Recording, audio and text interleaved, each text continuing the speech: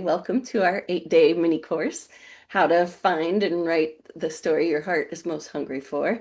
Our aim here is just to help you guys get ready to write your most important stories. And as you know, yesterday we talked about how to find that story that you have to write. And now we're going to dive into should it be fiction or true story, memoir, that kind of thing. We're just going to have a loose discussion on that. But of course, before we dive in, for all of you that are the new folks, just want to say I'm Holly, Holly Payberg-Torroija. I am a writer, producer, and former development exec who has now found my deep passion for coaching writers. And as I told you yesterday, when I say coaching writers, I mean coaching writers as a lifestyle, not just teaching them to write. I mean, altering their whole approach to creativity where they learn to actually love the process. Because my theory is if you can learn to love the process and not escape that, you can absolutely do your best work. So that has become my mission. And I teamed up with this amazing human uh, recently, who I'll let introduce herself. Hi, everyone. I'm Kelly Carlin-McCall. I am an author, a performer, which I love that I put that first because it's not what I've been doing first the last 7 years, but it is the heart of who I am. So that's why I always say it first. And because I fought hard, damn it, to be an author and a performer. And I am also the founder of Humans on the Verge, where we help people to go deep into their soul life and figure out what the fuck are they doing with it. That's my new ankle show pitch for my business. I'm just kidding. But yeah, Doing. I do multiple things. I've got my master's in depth psychology. I from Pacifica Graduate Institute. I'm a certified coach, practicing Buddhist in the Thich Nhat Hanh tradition, and just an all-around seeker and curious person about how do we tick and why, and someone who knows that story is the most healing thing on earth, whether we tell it or we listen to them. It is what makes us human, and it's what brings our humanity forth. So very excited to have partnered with Holly to do this work with writers. Very excited. And I'm doing the memoir, personal storytelling silo of the writing program that we lead throughout the year and in these events. So that is Yep, me. and I'm focusing on the fiction. So this discussion together today is perfect. We both have opinions on this. But yeah, so let's get started on that, the discussion of what with your story, what should it be? Fiction or memoir or true story and all that stuff. And we just have a bunch of topics around that to get you thinking. There's no right or wrong answer. It's just to get you thinking about it. And I just right off the top want to just say that all of it is true. Like even the most elaborate sci-fi fiction needs to have deep, deep truth in it. In fact, comedy needs to have truth 12 times over to really ground it into something that matters. So it's all true. But then there's different paths you can take on, I guess you would genre. I don't know if you would call that genre, Yeah. whether it's, yeah. Um, to think about of whether you're going to label it, a true story or whether it's fiction. So so the two things I think you got to ponder, there's really based on the story itself, you could look at it from that angle, or you can base it on who you are as a person. So we'll dive deep into both of those angles. First, Kelly, we'll just start with maybe the story dictates whether it's true or fiction. Like, is it one of those kinds of stories that people would benefit from knowing is true? Like it's just so unbelievable or so moving or so brave or something to that fact that adding that next layer of saying, "Oh my God, did you know it's a true story?" Um, actually creates sort of that impact, or would the story be constrained by having to adhere to actual events too heavily? Like, could the story be better if it was just inspired by, and then you could go wild with, I don't know, your own ending. thoughts, Kelly. Um, Ah, yes. The word true is tricky. I get with people a lot who say to me, I really want to write my memoir or my stories, but I don't have a full memory of everything. mm, And they get very worried. It's like, what happens if I can't remember, and trust me, I could not remember a lot of my childhood.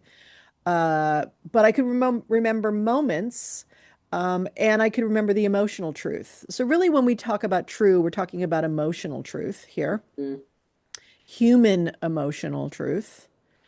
What's true to us, what resonates with us, what's important, what's essential, what's the part of our story, whether it's going to be written in fiction or in more personal story memoir genres. What's the part of the story that um, is the truth of what happened? And mhm, how did you get there? And how did the character you, because you become a character even in memoir, because as we know, I mean, I was trained as a therapist.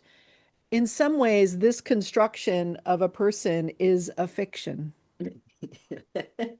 And that's kind of, and when you write a memoir, I talked about this yesterday, you can't write every moment of your life.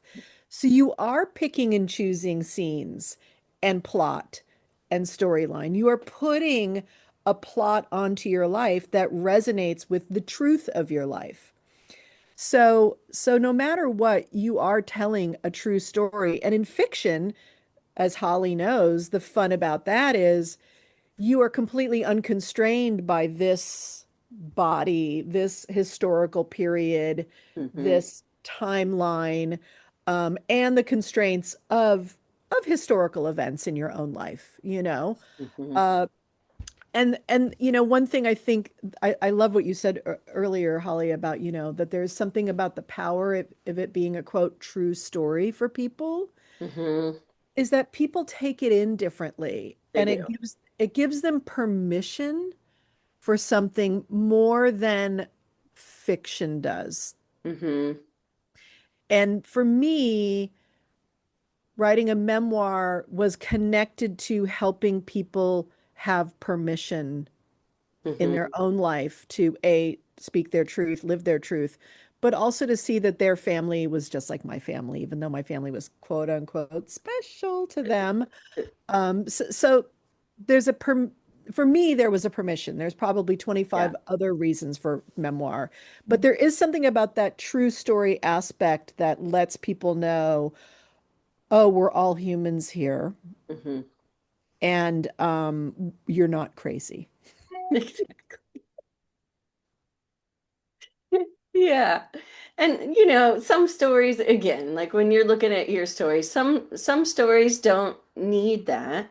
Hmm. Um, and some stories do, and so you have to use your gut on that, so to speak, to figure out which story needs it. But there's another layer to look at, which I alluded to, and that is you also want to look at who you are as a person and as a creative. And we talked about that yesterday with Kelly.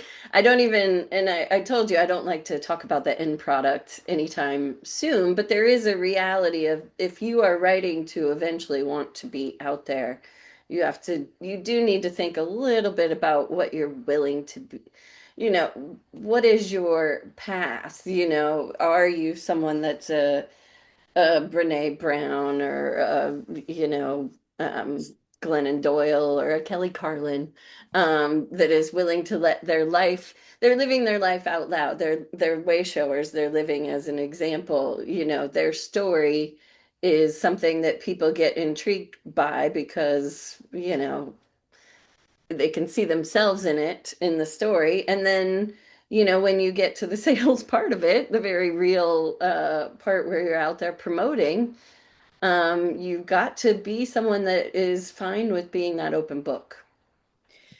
Yeah, it is a level of vulnerability Mm-hmm. that is, I think, um, was part of, and still is, because I'm still learning to be vulnerable in public, Mm-hmm. is part of it's kind of it's part of your, and I'm going to say this, I know you might not know what I mean by this, but in some ways it's part of your ultimate life healing Yeah. and your soul path Yeah. is to learn to be vulnerable in public. That by doing that, not only will you personally gain from some sort of ability to not hide yourself anymore, but that it is also a way shower. Like Holly said, you are showing other people that it's okay to be real and to take the mask off in public. That Hmm. is an aspect of it.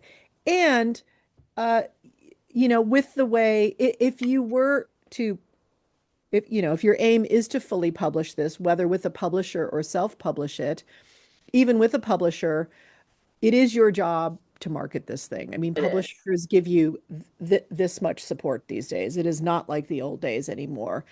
And I was lucky I had a name attached to mine, so I got some access to some mainstream media and stuff. But the point I'm making about that is that you are being yourself out loud.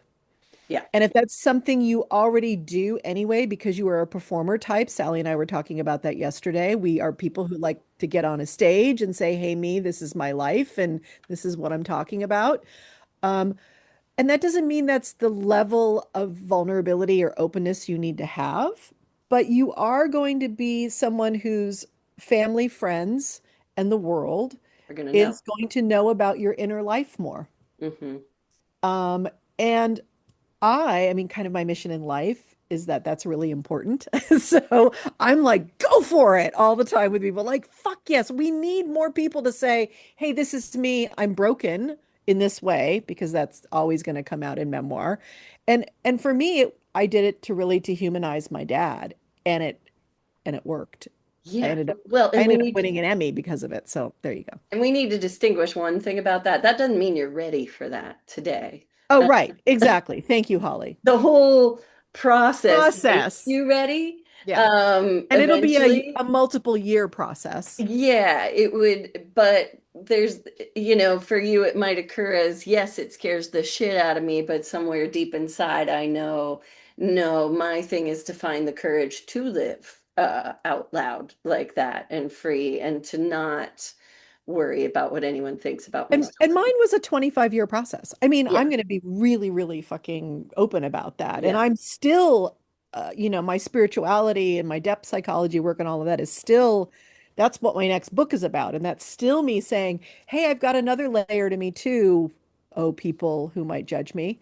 But yeah, but this is the thing that I love to do and why I created Humans on the Verge is because that's Hmm. ultimately the work I do, which is help people discover the parts of themselves that have always felt too vulnerable to be lived out loud. Hmm. But we come to a point in life where we cannot ignore that anymore. And we have to let that part of ourselves live out loud.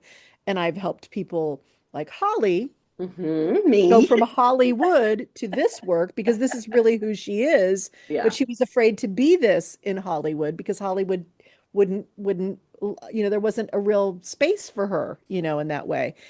So, but that's why I love this work, and that's why I think personal storytelling is such a powerful healing process too, Yeah. because it's not therapy in a sense, but it is therapeutic. Very therapeutic.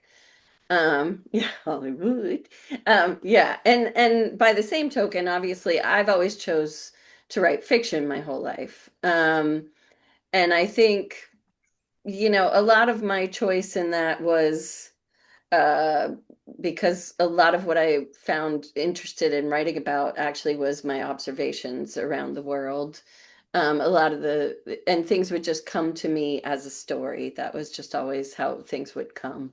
They would come as a story, and I got very fascinated with the dynamics of characters, and and I was always in love with comedy. I mean, like you can look at like if you have a genre that you've just always fallen in love with, chances are there's a reason for that. If you just obsessed with sci-fi or you're obsessed with, and I was obsessed with Norman Lear comedies since I was little. It was like because, and I don't know how I knew this. I was, 9. I'm realizing back now in my adult brain, I'm like, wait a minute.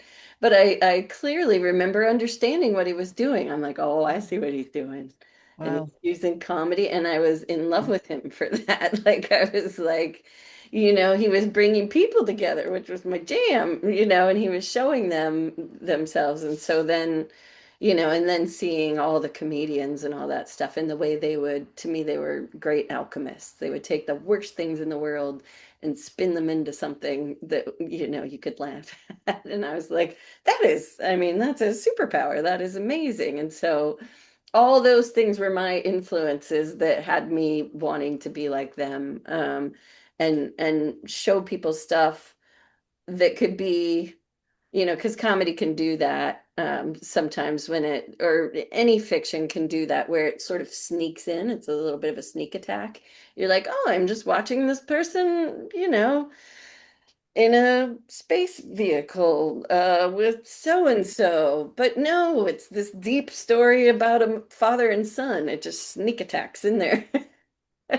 You know, and I was always interested in that, and just fell in love with the crafting of it. So it's like whatever you feel sort of naturally, you know, leaning towards is probably what you're gonna be best at. It doesn't mean you will do that forever. You might morph. I might write a memoir at some Yeah, I point, mean, look at but Anne Lamott and Elizabeth Gilbert, both novel writers, hmm.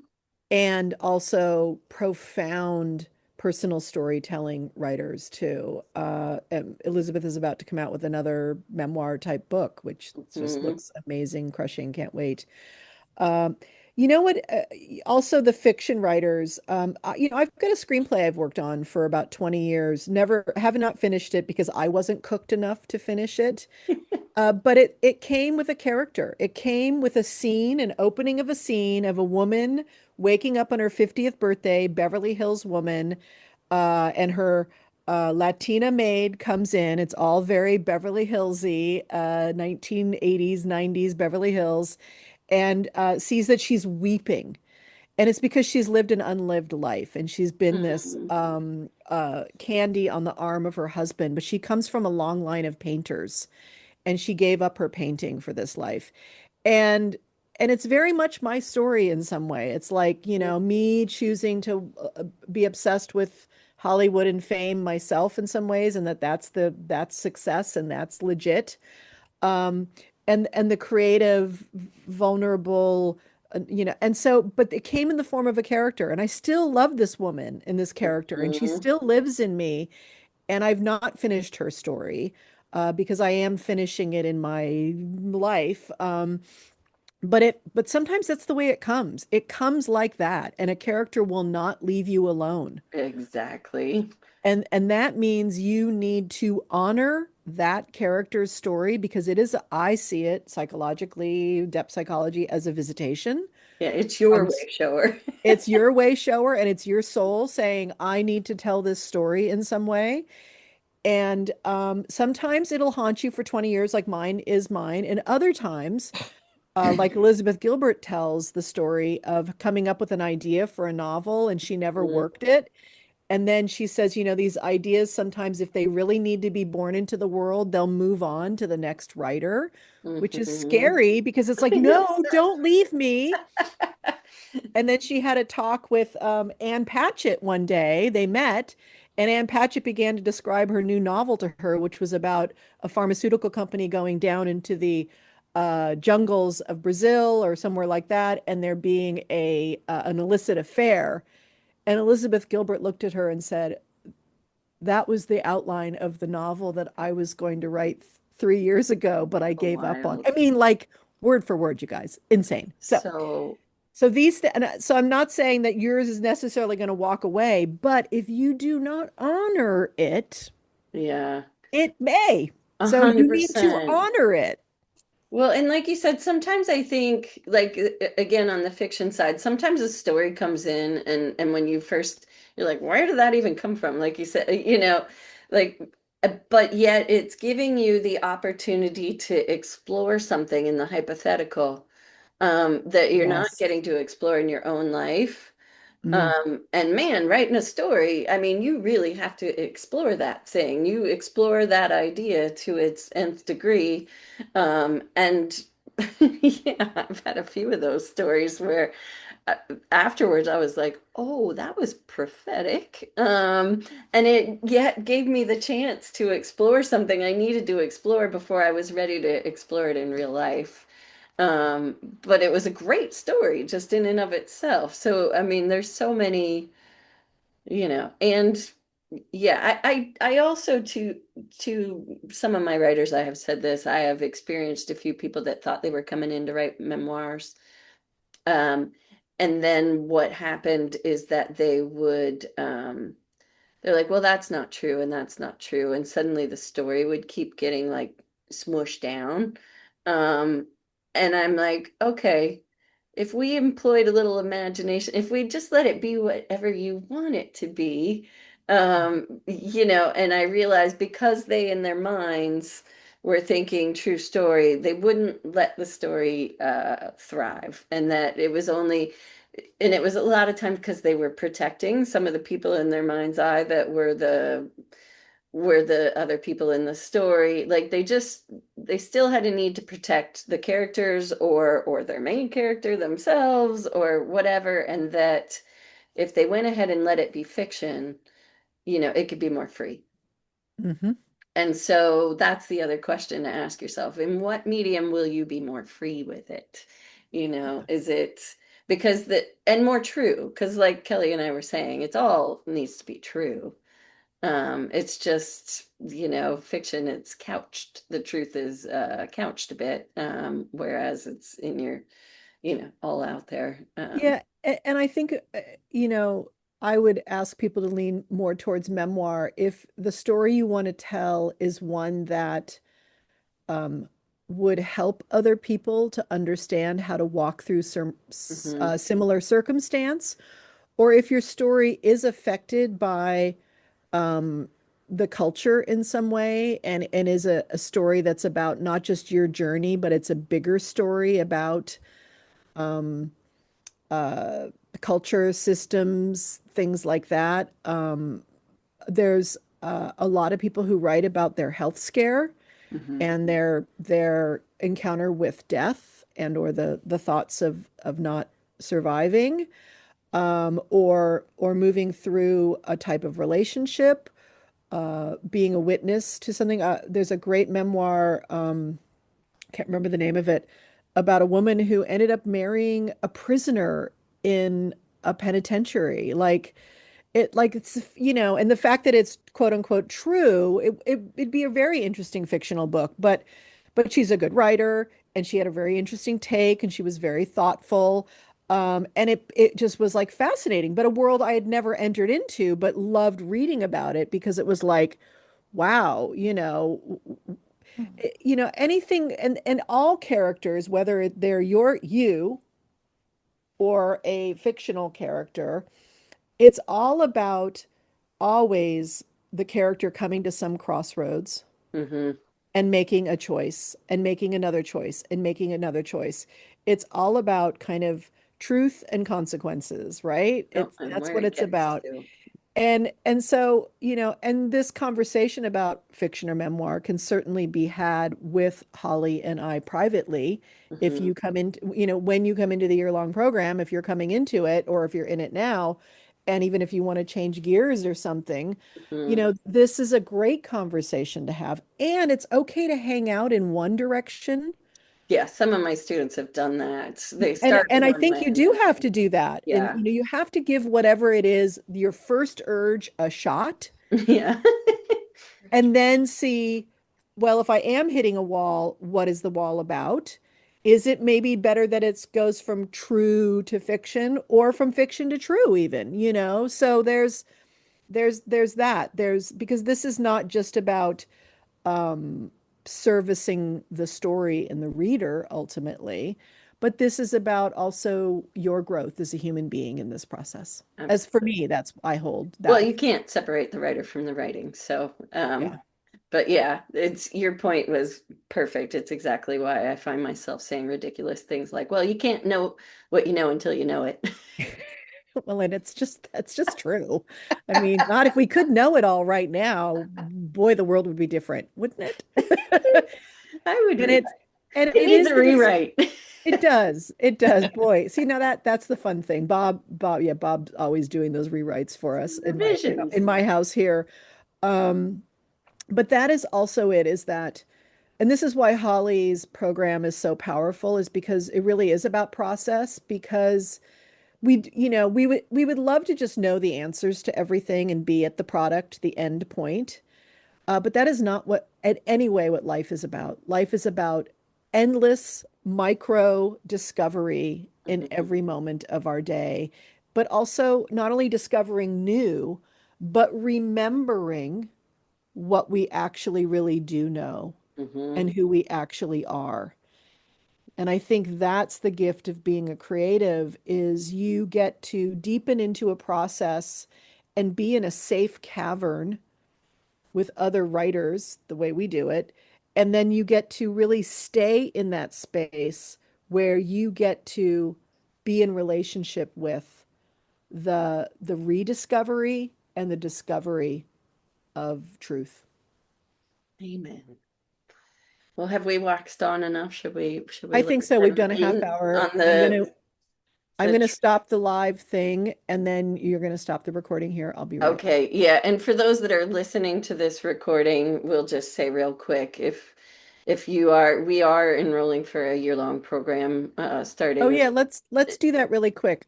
Put up your slide just for the oh, people who aren't here, just so they can see the slide. put up the slide. Oh, there it Put up, is. To cue the find it. slide. Cue the slide. Slide. And then like a dancing girl comes out. Nee, nee, nee, nee, nee, nee, nee, nee, nee, nee, nee. Ta-da! The slide. And There you bear the rest of you that have heard this whole spiel, bear with us because we don't But know. but it's not just a spiel, because it really is, and I'm going to slowly read these points out loud for those of who auditory is important.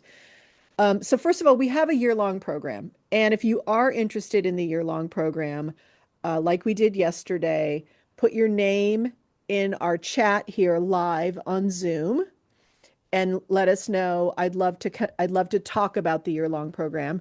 And if you're here on my beautiful YouTube channel, thank you for being here and watching this. You can put it in the comments, and we'll circle back around, Yeah, we'll find and you. we'll find you. Um, but we are starting our year-long program in the middle of this month, which is September 19th through the 21st. It's what we call our writing retreat weekend. You will not be on Zoom the whole time, just letting you know that, because nobody wants to do that. That is a Nobody, form of torture. including And us. trust me, including us. But like I explained yesterday to those of you who are here, how we do it is we start with a little connecting Friday night. We give some prompts. We go and we do a little bit of that. But mostly what it is we have Holly has these incredible pre-recorded prompts. We go off, we do our private writing a couple of times each day, but then we come back after doing that private writing, and we unpack it with each other, and unpack it by just talking about what we're discovering, just talking about and just unpacking it all. So we I've done 3 of these retreats with her now as a student client, and I will say that the one that we did on the villains last spring changed my life significantly as a human, not so much as a writer, but as a human, because we do both the personal storytelling and the fiction side, always with these two silos. When we do these retreats, I handle the personal, she handles the fiction. So here's here's how you know if this weekend, which here's the deal, if you're not quite sure you want to do the full year with us yet, which is totally understandable if you don't know us. I mean, come do the weekend, because then you can kind of dip into it and think, oh, okay, this is how I like this. I like this form of the writing. I like this form of coaching. I like this form of community. You'll know right away whether You this will, is for you yeah. or not. But this particular retreat right now, this one that we're doing, Breaking the Story, which we're not like going to take a sledgehammer to your story. I'm just letting you know, take that image out of your Yeah, no, we mind. don't do that. We're doing beats. It is an outline, a beat sheet is what we call it, right? So it's a basic loosey goosey outline. And So understanding the major theme too, like and yeah. then pulling the theme out of it. What is Hmm. this about? A relationship? Is this about just self-discovery? Whatever it is. Hmm. So if you are looking, if you've got something in your hand that you're like, oh, this thing's tapping at my shoulder, and you do want some help around some clarity around the major theme and the pivotal moments, this is what we're going to hand you. This is going to be our outcome at the end of the weekend. You're going to have a lot more clarity about those two things. And nothing is carved in stone, just so you know, calm that part of your brain down. Also, if you have been looking for a reason to like tell everyone to go fuck off for a whole weekend so you can write, So you can focus. this is a great excuse for it. Hey, I paid $500 to be in this thing. You people go screw off. I'm going to go do this thing. And let me tell you, it helps when you pay a little bit of money for this because you will focus, which is Yes, you awesome. will. This is how we make the ego actually focus. Um, and here's the other thing too, which is at some point you may be completely motivated and feel great and all of that, but as we all know, the inner critic at some point shows up, the doubter shows up. And this is a way for you to work with that even during the weekend to see how it might sneak in. We are experts at this part of the coaching. This is Especially actually, when you're doing the plot point weekend like this, because the brain just, oh my God, it goes nuts. Now you're tamping down your story and it's like, "Nah." Yeah, yes, it's you're corralling ideas, and some it some some fights part it. of you is going to come in and tell you you're crazy, it's a waste of time, whatever it is. Um, And it's really about learning how to be held accountable and keep momentum. So it's a practice of a weekend of that, of being in momentum and being accountable to a group, showing up at the schedule, which is really what the writing and the story needs. It needs the kindergarten teacher to tell you when it is nap time, when it is storytelling time in the corner, when it is snack time, and when it is finger painting time. Otherwise, we're just a bunch of kindergartners running around doing whatever the hell we want. We do need a little bit of structure, kind structure, and Holly is beautiful at holding that. I do that too, but that. So She that's is also, yes. yes, thank you. So that's the spiel for this. It's a great toe dipper if you're not quite all in yet. But we believe 100% in this work. This work is so Well, powerful. we do it. I do it every time. I'll be doing it along with Me everybody. too. I I'll be use doing it too. I'm working stories. on my memoir this year. So I'm going to go over to YouTube for a minute and undo the live thing, and you're going to Okay, let me perfect. carry And on here. then, so thank you all that were watching on YouTube. And for you guys, we get to do Q&A now.